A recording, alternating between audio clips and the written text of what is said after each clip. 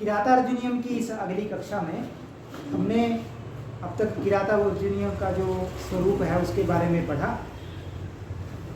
उनकी जो विषय वस्तु है उसके विषय में मैं कुछ और बताना चाहता हूँ कि उनकी जो अर्थ गौरव है उसमें हमें श्लेषालंकार की भी दृष्टि होती है। श्लेषालंकार भी हमें दृष्टिगोचर होता है। एक मैं उदाहरण आपके सामने प्रस्तुत कर रहा हूँ, कई बार परीक्षाओं में भी पूछा गया है। कथा प्रसंगे न जनैरुदाहृता अनुस्मृता खंडल सूनु विक्रम तवा विधाना व्यथते न ताननः सुदुः सहान मंत्र पदादिघोरगः। अब इसमें क्या है कि एक शब्द है तवा विधानात्। इसका सामान्य अर्थ तो होता है कि तुम्हारे नाम से। वो जो वनेचर आया है इसकी कथा में आपको जैसे थोड़ा बहुत पता ही होगा कि वनेचर जो है वो दुर्योधन के राज्य को देख के आता है और उसके राज्य के बारे में युधिष्ठिर को बताता है। वहीं आता है ना कि जो सेवक है उसको अपने मालिक को ठगना नहीं चाहिए। नवंचनीया प्रभवो नुजीवी।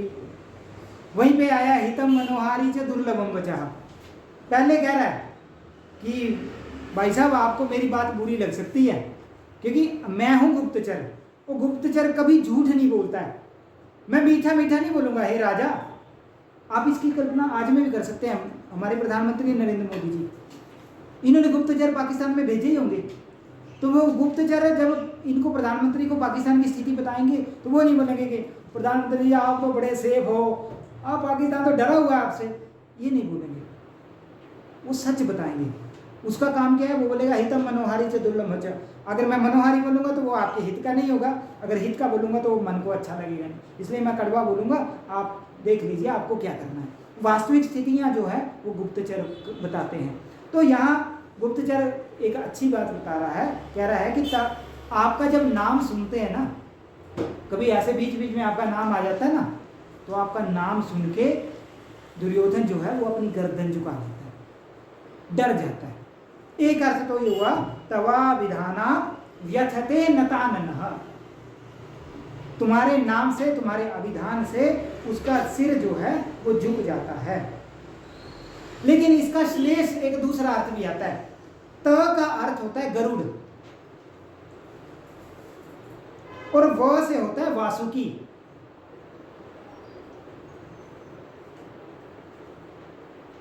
तो तव अभिधानात्, गरुड़ के नाम सुनकर, गरुड़ क्या करता है? सांप को खा लेता है ना।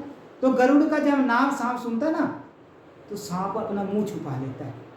तो तवा विधानात् यहाँ श्लेष दिखाया उन्होंने। एक अर्थ तो दुर्योधन के उसमें आ रहा है और एक अर्थ आ रहा है सांप के अर्थ में। तो इस तरह कई जगह उन्होंने तो बहुत सुंदर सुंदर जो है उपमाएं प्रयोग की हैं और श्लेष का उपयोग किया है। एक अन्य श्लोक में वो कह रहे हैं कि जिस प्रकार से गंभीर जलाशय जो है सीढ़ी बना देने पर स्नान करने योग्य बन जाता है, ऐसे जलाशय है ना, अगर वो सीधा ऐसे वर्टिकल है तो आप उसमें नहा नहीं पाएंगे।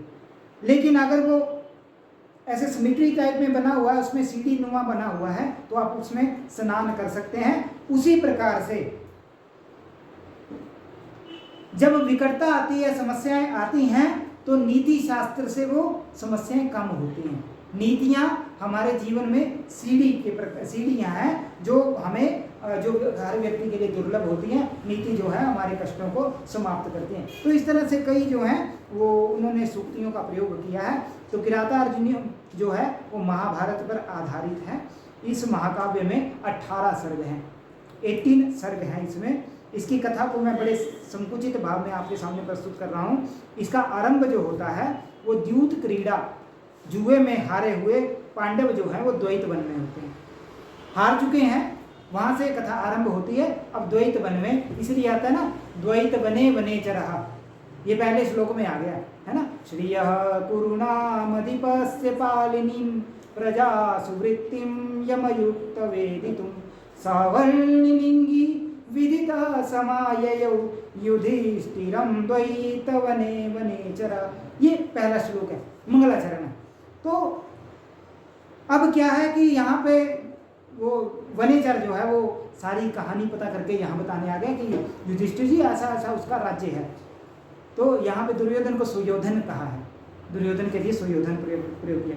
तो द्वैत वन में का निवास कर रहे हैं और युधिष्ठिर ने जो गुप्तचर नियुक्त किया था वो दुर्योधन की राज्य व्यवस्था को, शासन व्यवस्था को, उसकी रीति नीति को जानकर उनके सामने बताता है और दुर्योधन की प्रशंसा करने लगता है।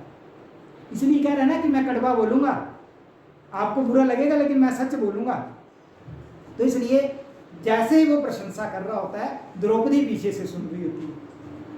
अब द्रौपदी जो है वो क्रोधित हो जाती है और वो गुस्सा उस पे नहीं उतारती है, वनेचर पे नहीं उतारती है, गुप्तचर पे नहीं उतारती है, वो गुस्सा किस पे उतारती है, किसको कोसती है, युधिष्ठिर, और उन्हें युद्ध के लिए प्रेरित करती है कि क्या है आप जंगल में बैठे हुए, वो देखो वो आनंद से वो कितना खुश है, ये वनेचर बता रहा है, और आप देखो आप जंगल में बैठे हुए हैं। तो ऐसा कुछ उलाहना भरी जो प्रथम सर्ग में बातें होती हैं, उसी प्रकार जब दूसरा सर्ग आरंभ होता है उसमें भीम जो है वो द्रौपदी की बातों का समर्थन करता है।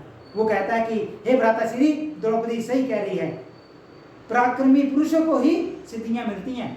यहाँ एक बहुत अच्छी सूक्ति आई है कि पराक्रमी पुरुष जो होते हैं उनको ही सिद्धियां प्राप्त होती हैं। इसमें युधिष्ठिर जो है उनका प्रतिवाद करते हैं और सर्ग के अंत में व्यास जी का आगमन हो जाता है। ऐसे उनकी बातचीत होती है और व्यास जी आ जाते हैं।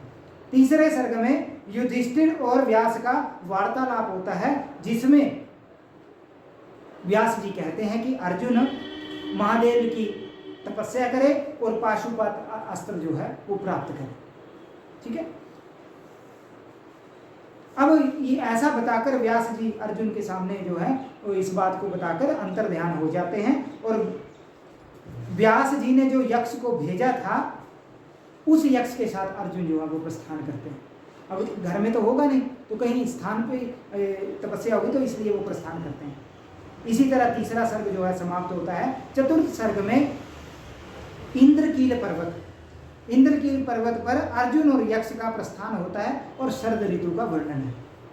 पंचम सर्ग में हिमालय का बड़ा सुंदर वर्णन है और यक्ष जो है वो अर्जुन को कहता है कि हमारी इंद्रियों को संयमित रखना चाहिए, इंद्रियों को कंट्रोल में रखना चाहिए। ऐसा इंद्रियों के विषय में एक लंबा वर्णन आया है पंचम सर्ग में।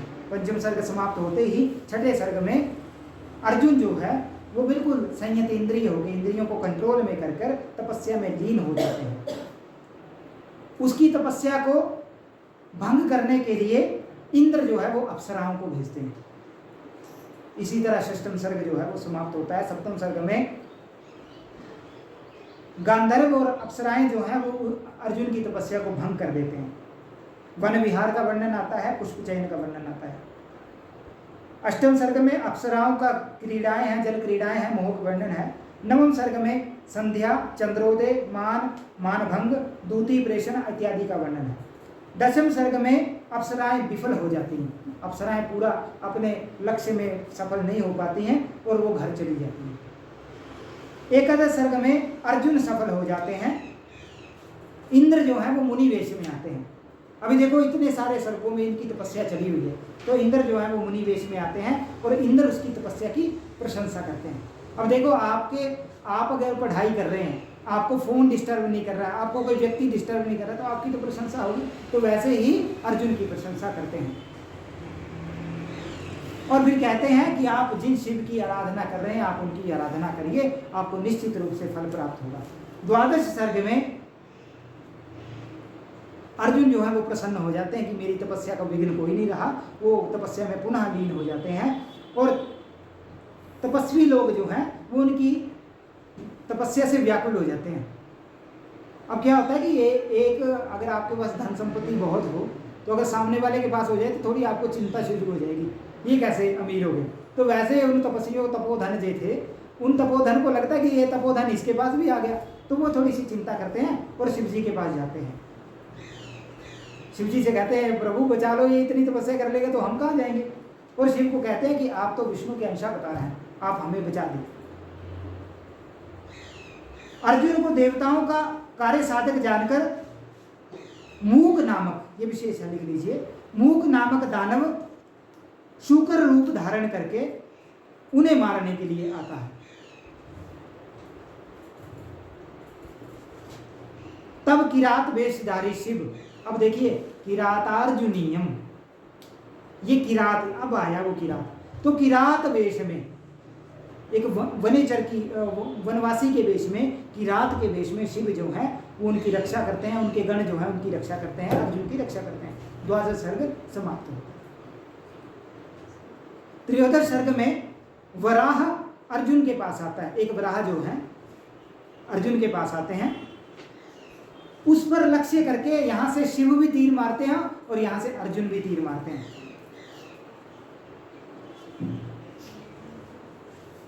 अब शिव का जो एक अनुचर था, वो भी किरातधारी था, वो कहता है कि शुक्र मेरे बाण से मरा है, तुम्हारे बाण से नहीं मरा। अब आप कल्पना कीजिए ना, दोनों के बाण से मर जाए तो थोड़ा सा तो विवाद होगा। तो चतुर्दश सर्ग में 13वां खत्म होता है, और चतुर्दश सर्ग में किरात वेशधारी अर्जुन, किरात वेशधारी शिव और अर्जुन के बीच में युद्ध आरंभ होता है। दोनों के युद्ध के कारण ही इस ग्रंथ का नाम पड़ा किरातार्जुनीयम। दोनों का युद्ध का वर्णन चतुर्दश सर्ग में है। पंचदश 15वें सर्ग में दोनों का भयंकर युद्ध है। 16वें सर्ग में अर्जुन जब शिव से युद्ध कर रहा होता है, शिव का वो मुख देखता है तो उसे थोड़ा थोड़ा संशय तो होता है कि कुछ अलग तरह का आदमी है। संदेह उत्पन्न होता है, फिर भी लड़ते रहते, फिर भी थोड़ा संदेह भी हो रहा है कि ये मेरे से हार नहीं रहा, इतना अच्छा है, इसका स्वरूप कितना अच्छा है, ये जरूर कोई बड़ा आदमी है, भगवान है लग रहा है। तो ऐसा संशय करते करते युद्ध करते रहते हैं। सप्तदश में पुनः युद्ध चलता रहता है। देखो 3-3 सर्गों में युद्ध ही चल रहा है।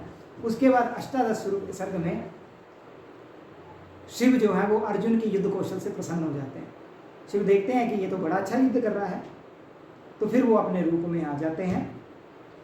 अर्जुन उनसे प्रार्थना करते हैं, उनसे माफ़ी मांगते हैं कि मैंने आपको पहचाना नहीं था इसलिए युद्ध किया, और शिव उन्हें पाशुपत अस्त्र जो है वो प्रदान कर देते हैं। मनोरथ पूर्ण हो जाता है। अर्जुन अंत में जो युधिष्ठिर के पास चले जाते हैं। इस तरह इस ग्रंथ का, इस महाकाव्य की समाप्ति होती है। इस महाकाव्य की एक और विशेष खूबी है, विशेष इसका वैशिष्ट्य है कि इस महाकाव्य का आरंभ जो है वो श्री शब्द से होता है। जैसा मैंने आपको श्लोक सुनाया भी है, श्रीयः पुरुणा मदीपस्य पालिनीम, अब श्री शब्द से आरंभ हुआ है। तो इस महाकाव्य का आरंभ जो है वो श्री शब्द से हुआ है और समाप्ति लक्ष्मी शब्द से हुई है। ये परीक्षाओं में पूछा गया कई बार। सर्ग की समाप्ति तो लक्ष्मी से हुई है, हर सर्ग की समाप्ति भी लक्ष्मी शब्द से हो रही है। और महाकाव्य का मैंने पिछली कक्षा में बताया कि एक छोटा सा कथानक था, उसको उन्होंने एक बहुत बड़ा महाकाव्य बना दिया। चौथा 5वें सर्ग में शरद ऋतु का वर्णन, हिमालय का वर्णन, सप्तम अष्टम नवम दशम में अप्सराओं का विलास का वर्णन। ऐसा लगता है कि मुक्तक जोड़ दिए इन्होंने। थोड़ा सा कथा सूत्र तो इनमें टूटा है और ऐसा लगा कि ये प्रसंग स्वतंत्र ही है, कथा से नहीं जुड़े हैं। 11वें में जाकर कथा दोबारा से जुड़ती है। जो आरंभ में कथा थी, अर्जुन के जाने तक जो कथा थी वो 11वें में जाकर जुड़ती है। इसमें अर्जुन जो है वो धीरोदात्त नायक है और इस महाकाव्य का रस जो है, प्रधान रस जो है वो वीर है। 15वें सर्ग में चित्रकाव्य का वर्णन है ही है। ये महाकाव्यों में एक प्रौढ़ ग्रंथ है जिसकी कलात्मक शैली है। मल्लीनाथ ने इस पर एक टीका लिखी है।